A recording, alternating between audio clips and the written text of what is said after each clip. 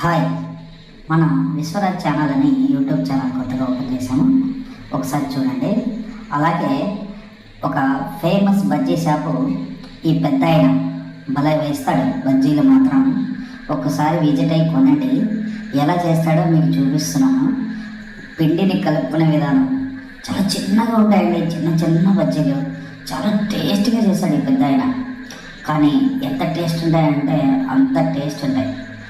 చాలా సంవత్సరాల నుంచి చేస్తున్నాడు.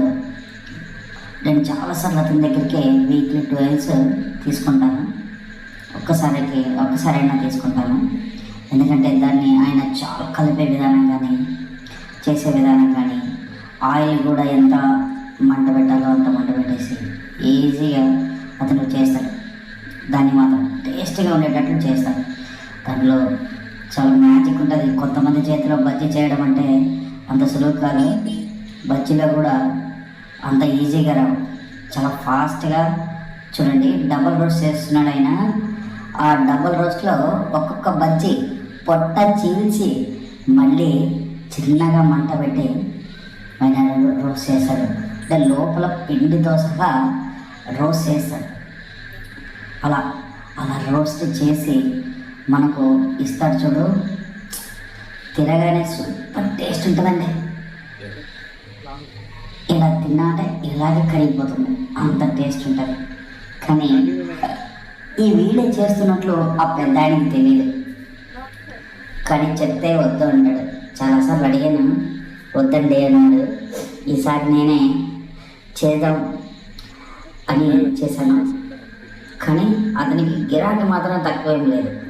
అతను అడిగాను, ఈ బజ్జీ మీకు ఎవరికైనా ఇంకా వాళ్ళు మీ ఫ్యామిలీ మెంబర్ నేర్పించారా? లేదే, ఇది మా వరకే ఉంది, నా వరకే ఉంది, తర్వాత ఎవరికి నేర్పించలేదు అని చెప్పాడు. కానీ ఇతనంత వరకు మాత్రం మన బజ్జీ లోకలే.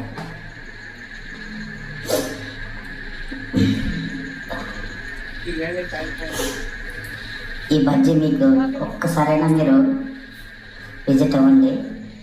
ఇది నియర్ ఎక్కడుందంటే మనం చిన్న మార్కెట్ నుంచి వెళ్తూ మార్కెట్ అయ్యే టెంపుల్ వస్తుంది కదా, దానికి ఆపోజిట్ రైడ్లో ముందుకెళ్ళాలి.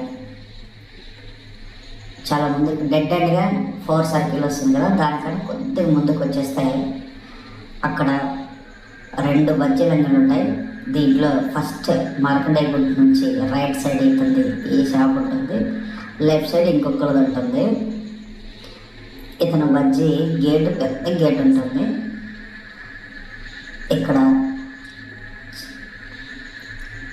బాగుంటాయి చూడండి. మసాలా వేసాడు, చిలకర మసాలా వేసి పొట్టం కట్టి మనకు చేస్తాడు. ఆయిల్ కూడా పట్టుకో చూసారా. ఇది మార్కండేయ రోడ్ అక్కడ నుంచి ఓకేనా. ఇది సైడ్ చూసారా, ఇది పోయారు అక్కడ నుంచి వచ్చింది.